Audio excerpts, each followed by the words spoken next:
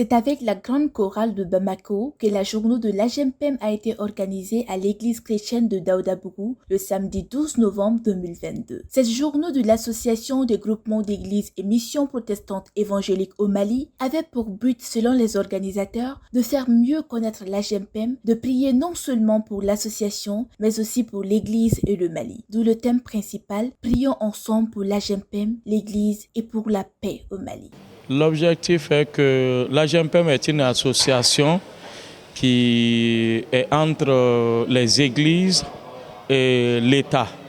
Donc, ils nous représentent, ils permettent aussi une symbiose, une bonne collaboration entre les différentes dénominations. Donc, une telle association a besoin d'être épaulée, surtout par la prière.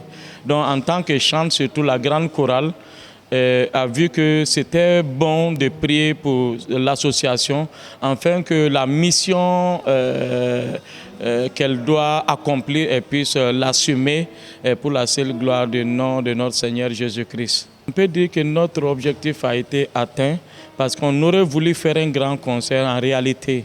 Concert où on allait un peu parler de l'AGEMPEM, appeler le maximum de fidèles à être présents. Vous avez entendu surtout les discours du délégué général. On aurait voulu que toutes les églises au Mali puissent entendre ce qu'il avait à dire, afin que nous puissions encore continuer à épauler, à aider financièrement, à aider dans la prière. Donc quand la grande chorale qui est aussi un membre de l'association à travers les églises, si la chorale a pu prier, je crois qu'on a fait un grand pas parce que la prière aide beaucoup pour la réussite de toutes choses.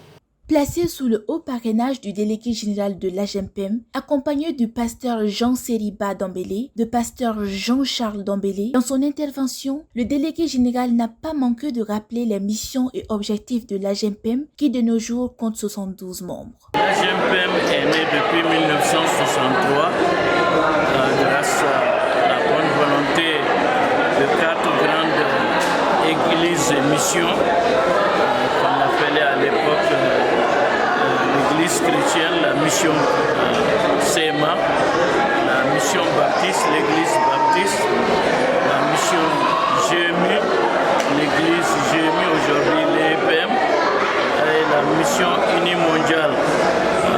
Aujourd'hui, c'est le groupement des églises unies de taille.